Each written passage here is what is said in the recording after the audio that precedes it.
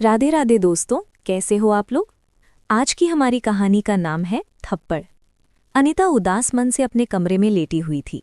आज उसकी सास शारदा जी ने जरा सी बात पर उसे 2 थप्पड़ लगा दिए थे। तब से ही उसका मूड खराब हो गया था और वो सोच रही थी कि शाम को जब उसके पति राकेश और ससुर जी घर आएंगे तो वो इस मामले में बात जरूर करेगी। तभी खाना खाने बैठी सास उसे जोर जोर से आवाजें लगाने लगी। वो जब बुझे मन से हॉल में पहुंची तो उसकी सास उसे घूरते हुए बोली, बहू, मैं तो तुम्हारी माँ समान हूं ना। 2 थप्पड़ लगा ही दिए तो उसका गुस्सा तुम सब्जी में मिर्ची तेज करके निकालोगी क्या। इतना कहकर सास ने एक और तमाचा लगा दिया। अनिता स्तब्ध रह गई। अब उसे चुप नहीं रहा गया। वो गुस्से में फट पड़ी और कहने लगी, माँ जी, पहली बात तो ये कि उस समय आपने मुझे जो 2 थप्पड़ लगाए थे उसके लिए मैंने अभी तक आपको माफ़ नहीं किया और आपने फिर से मुझे थप्पड़ मार दिया। दूसरी बात ये कि उसके बाद मैंने ये सब्जी नहीं बनाई है। सब्जी मैंने पहले ही बनाई थी और कल आपने खुद ही कहा था कि आपको फीकी फीकी सब्जी खाना पसंद नहीं है, इसलिए मैंने थोड़ी सी मिर्ची डाल दी। अगर सब्जी में मिर्ची तेज हो भी गई है तो इसके लिए आपको मुझे थप्पड़ मारने का कोई अधिकार नहीं है। और जहां तक बात रही मेरी माँ की, तो मेरी माँ मुझे थप्पड़ नहीं मारती कि मैं आपकी थप्पड़ खाती रहूं। अगर आपको इतना ही माँ बनने का शौक है तो अपनी बेटी को बुलाकर उसे थप्पड़ मारिए, मुझे नहीं। मैं ससुराल में आपसे थप्पड़ खाने के लिए नहीं आई हूं। गलती हर किसी से होती है, आप मुझे प्यार से भी बोल सकती हैं। मेरी हर गलती पर आप मुझे थप्पड़ नहीं मार सकती। और जब तक इस बात का फैसला नहीं होगा तब तक मैं इस घर में किसी भी काम को हाथ नहीं लगाऊंगी।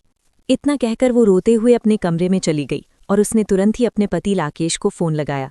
राकेश ने ये सब सुना तो बड़ा परेशान हो गया। वो कहने लगा, एक तो ऑफिस में ही मुझे 1000 तरह की टेंशन होती है और ऊपर से घर में भी किचकिच। अनिता की आंखों से आंसू बहने लगे। वो भरे गले से बोली, यहाँ तुम्हारी मम्मी मुझे मार रही हैं और तुम्हें अपनी टेंशन की पड़ी है। क्या तुम्हें ये समझ नहीं आ रहा कि तुम्हारी माँ मुझ पर हाथ उठाकर गलत कर रही हैं? राकेश बोला, गलत सही मैं घर आकर देख लूंगा, ऑफिस में फोन करके मुझे परेशान क्यों कर रही हो। अनिता ने गुस्से में फोन काट दिया। उसे लगने लगा कि इस घर में कोई उसकी तकलीफ समझने वाला नहीं है। उसने जल्दी से अपने कुछ जरूरी सामान और कपड़े पैक किए और बैग उठाकर कमरे से बाहर निकली। उसकी सास शारदा जी उसे जलती हुई नजरों से घूरते हुए बोली, क्या हुआ, मायके चल दी? 2-4 थप्पड़ मार ही दिए तो इसमें इतना बौखलाने वाली कौन सी बात है। जाओ जहां जाना है जाओ, कोई तुम्हारे पीछे नाक रगड़ने नहीं आएगा। अनिता गुस्से में भड़कते हुए मायके चली गई। इधर राकेश अपना सिर पकड़कर बैठ गया। ऑफिस में बॉस की डांट और घर का झगड़ा सब मिलकर उसका दिमाग खराब कर चुके थे। थोड़ी देर ठंडे दिमाग से सोचने के बाद उसे भी एहसास हुआ कि उसकी माँ ने अनिता पर हाथ उठाकर गलत किया है। उसने अपनी माँ को फोन लगाया, लेकिन शारदा जी गुस्से में बोली, तेली बदनी घर छोड़कर भाग गई है, कैसा मर्द है तू। फोन कट गया। राकेश और ज्यादा परेशान हो गया। शाम को जब वो घर पहुंचा तो घर सूना पड़ा था। थोड़ी देर बाद उसने अनिता को कॉल किया, मैसेज भेजा, माफी मांगी। तब अनिता ने साफ कह दिया कि जब तक शारदा जी ये वादा नहीं करती कि वो भविष्य में उस पर हाथ नहीं उठाएंगी तब तक वो घर नहीं आएंगी। अगले दिन सुबह दरवाजे की घंटी बजी। शारदा जी ने दरवाजा खोला तो उनकी सास सावित्री जी सामने खड़ी थीं। घर का माहौल बदल गया। नाश्ते के दौरान जब परांठों में कमी निकालकर सावित्री जी ने शारदा जी पर हाथ उठाने की बात कही तो शारदा जी सन्न रह गईं। तभी सावित्री जी बोलीं, अगर बहू पर हाथ उठाने का अधिकार तुम्हें है तो मुझे भी है, आखिर सास भी तो माँ समान होती है। फिर उन्होंने शारदा जी को सख्त शब्दों में समझाया कि किसी औरत पर हाथ उठाना गलत है, चाहे वो बहू ही क्यों न हो। शारदा जी की आंखें भर आईं। उन्होंने उसी समय अनिता को फोन किया, माफी मांगी और वादा किया कि आगे से कभी उस पर हाथ नहीं उठाएंगी। शाम तक अनिता घर लौट आई।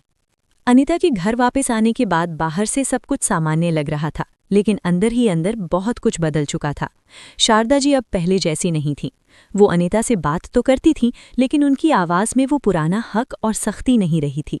हर बार कुछ कहते हुए उनके शब्द रुक जाते, जैसे उन्हें याद आ जाता हो कि एक जरा सी गलती ने उनका घर कैसे हिला दिया था। अनिता भी चुप थी। वो काम कर रही थी, सबकी जिम्मेदारियां निभा रही थी, लेकिन अब वो पहले जैसी डरपोक बहू नहीं रही थी। अब उसके चेहरे पर आत्मसम्मान की शांति थी। एक दिन दोपहर को पड़ोस की महिलाओं का जमावड़ा लगा हुआ था। बातों बातों में किसी ने मजाक में कह दिया, अब तो शारदा जी बड़ी बदल गई हैं, बहू पर हाथ उठाने का जमाना गया। ये सुनते ही शारदा जी का चेहरा उतर गया। पुरानी आदतें फिर सिर उठाने लगीं। उन्हें लगा जैसे उनकी इज्जत कम हो गई हो। शाम को जब अनिता ने दाल में नमक थोड़ा कम कर दिया तो शारदा जी का गुस्सा फिर उबल पड़ा। उनका हाथ अनायास ही ऊपर उठा, लेकिन इस बार थप्पड़ नहीं पड़ा। हवा में रुका हुआ वो हाथ खुद शारदा जी को रोक गया। उन्हें सावित्री जी के शब्द याद आ गए, आज बहू है, कल कोई औरत होगी, लेकिन हाथ उठाना कभी सही नहीं होता। शारदा जी की आंखें भर आईं।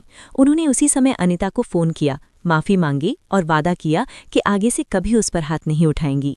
शाम तक अनिता घर लौट आई। अनिता के घर वापस आने के बाद बाहर से सब कुछ सामान्य लग रहा था, लेकिन अंदर ही अंदर बहुत कुछ बदल चुका था। शारदा जी अब पहले जैसी नहीं थीं। वो अनिता से बात तो करती थीं, लेकिन उनकी आवाज़ में वो पुराना हक और सख्ती नहीं रही थी। हर बार कुछ कहते हुए उनके शब्द रुक जाते, जैसे उन्हें याद आ जाता हो कि एक जरा सी गलती ने उनका घर कैसे हिला दिया था। अनिता भी चुप थी। वो काम कर रही थी, सबकी जिम्मेदारियां निभा रही थी, लेकिन अब वो पहली जैसी डरपोक बहू नहीं रही थी। अब उसके चेहरे पर आत्मसम्मान की शांति थी। एक दिन दोपहर को पड़ोस की महिलाओं का जमावड़ा लगा हुआ था। बातों बातों में किसी ने मजाक में कह दिया, अब तो शारदा जी बड़ी बदल गई हैं, बहू पर हाथ उठाने का जमाना गया। ये सुनते ही शारदा जी का चेहरा उतर गया। पुरानी आदतें फिर सिर उठाने लगीं। उन्हें लगा जैसे उनकी इज्जत कम हो गई हो। शाम को जब अनिता ने दाल में नमक थोड़ा कम कर दिया तो शारदा जी का गुस्सा फिर उबल पड़ा। उनका हाथ अनायास ही ऊपर उठा, लेकिन इस बार थप्पड़ नहीं पड़ा। हवा में रुका हुआ वो हाथ खुद शारदा जी को रोक गया। उन्हें सावित्री जी के शब्द याद आ गए, आज बहू है, कल कोई औरत होगी, लेकिन हाथ उठाना कभी सही नहीं होता। शारदा जी का हाथ धीरे धीरे नीचे आ गया। उनकी आंखें भर आईं। वो भारी आवाज में बोली, अनिता, दाल में नमक कम है, अगली बार ध्यान रखना। अनिता चौंकी। ये पहली बार था जब गलती पर डांट के साथ थप्पड़ नहीं पड़ा। राकेश ये सब देख रहा था। उसे एहसास हुआ कि बदलाव जबरदस्ती से नहीं, डर से नहीं, बल्कि हिम्मत और सही समय पर बोले गए शब्दों से आता है। रात को राकेश ने अनिता से कहा, तुमने जो किया वो सही था। अगर तुम उस दिन चुप रहती तो शायद माँ कभी नहीं बदलती। अनिता हल्की मुस्कान से बोली, मैं लड़ना नहीं चाहती थी, मैं बस ये जताना चाहती थी कि मैं भी इंसान हूँ। अगले दिन शारदा जी ने खुद अनिता को आवाज़ दी और कहा, बहू, चाय पिएगी? ये छोटा सा वाक्य लेकिन अनिता के लिए बहुत बड़ा था, क्योंकि ये सिर्फ चाय का सवाल नहीं था, ये सम्मान की शुरुआत थी। समय धीरे धीरे आगे बढ़ रहा था। घर की दीवारें वहीं थीं, कमरे वही थे, लेकिन उस घर का माहौल बदल चुका था। शारदा जी अब पहले की तरह ऊंची आवाज़ में बात नहीं करती थीं। उनकी जुबान पर शब्द आने से पहले दिमाग में सवाल आता, अगर यही बात मुझसे कोई कहे तो मुझे कैसा लगेगा? अनीता ने भी ये तय कर लिया था कि वो इस बदलाव को हल्के में नहीं लेगी। वो अब डर के कारण नहीं, सम्मान के कारण इस घर में रह रही थी। कुछ दिन बाद एक रिश्तेदार की शादी में सब लोग गए। वहीं एक महिला अपनी बहू को सबके सामने डांट रही थी। बात बढ़ते बढ़ते उस महिला ने बहू पर हाथ उठाने की कोशिश की। अनीता का दिल जोर से धड़क उठा। वो दृश्य उसे अपनी जिंदगी की याद दिला गया। सब चुप थे, कोई कुछ बोलने को तैयार नहीं था। तभी शारदा जी आगे बढ़ी। सब हैरान रह गए। शारदा जी ने उस महिला का हाथ पकड़ते हुए कहा, बहन जी, हाथ उठाने से घर नहीं चलता, घर टूटता है। भीड़ सन्न रह गई। वो आगे बोली, मैं भी कभी यही सोचती थी कि सास होना मतलब हक होना, लेकिन ये हक नहीं, ये जुल्म होता है। अनीता की आंखें भर आईं। ये वही औरत थी जिसका हाथ कभी उसके चेहरे पर पड़ा था। वो महिला झेंप गई और धीरे धीरे वहां से हट गई। राकेश दूर खड़ा ये सब देख रहा था। उसके सीने में गर्व की लहर दौड़ गई, अपनी पत्नी पर भी और अपनी माँ पर भी। घर लौटते समय शारदा जी ने अनीता से कहा, बहू, अगर उस दिन तुम चुप रहती तो शायद आज मैं भी चुप रहती। अनीता ने पहली बार दिल से उनके पैर छुए। ये झुकना डर का नहीं था, ये सम्मान का था। उस दिन के बाद शारदा जी ने मोहल्ले की औरतों के साथ एक छोटा सा समूह बना लिया, जहां वे नई बहुओं को ये समझाती थीं कि प्यार से बात कैसे की जाती है और गुस्से में हाथ उठाने से कितना नुकसान होता है। अनीता ने भी काम शुरू किया। वो उन औरतों के साथ खड़ी होने लगी जो अपने ही घर में अपनी आवाज़ खो चुकी थीं। ये कहानी सिर्फ एक थप्पड़ की नहीं थी, ये कहानी थी आवाज़ उठाने की, सोच बदलने की और एक घर से समाज तक बदलाव लाने की। दोस्तों, थप्पड़ सिर्फ दर्द नहीं देता, वो रिश्तों को भी चोट पहुंचाता है। जो आज चुप रहता है वो कल भी सहने को मजबूर होता है, और जो सही वक्त पर बोलता है वही बदलाव लाता है। सम्मान मांगना नहीं पड़ता, खुद के लिए खड़ा होकर कमाया जाता है।